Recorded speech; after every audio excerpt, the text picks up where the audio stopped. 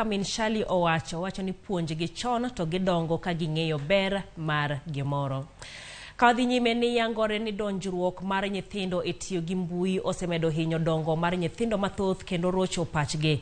Nundo mayando tim gi jorang dongo mar nyithindo yango ni nyithindo mathoth yudo puonj kowuok e mbui ka puonj makamago giyudo kokalo e simbe mag ong'we yamo. Nundo no nyiso ni nyithindo ma ogoyo dak e mbui nitiere kind higni 12 nyaka 17. Ote mar jatend migawo mar dongruok mar oganda Florence Bore manyo osome nyasi mar hingo odiochieng' nyithindo ojiwo jonyuol mondo mi okaw ting' marango kaka nyithindo tiyo gi mbui. Bende okwayo ni jokanyo duto obi kanyakla mar thiro timbe mag monj ma bende joko nyithindo kokalo mbui.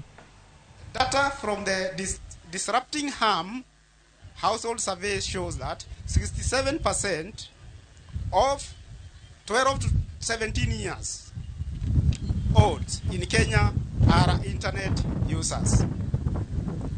They have used the internet within the past 3 months.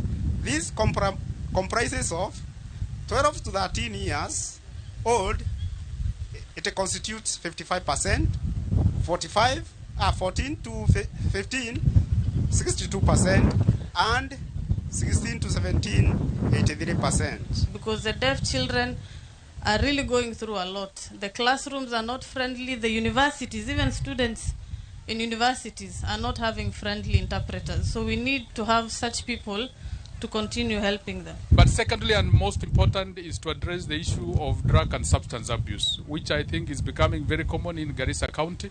And we attribute this to the abdication of our parents. They've abdicated their responsibility in taking care of their children. And therefore we're going to mop up. We're going to use our security agencies so that we can organize for a raid. We have identified a number of individuals who are peddling these drugs and who are targeting our children in school.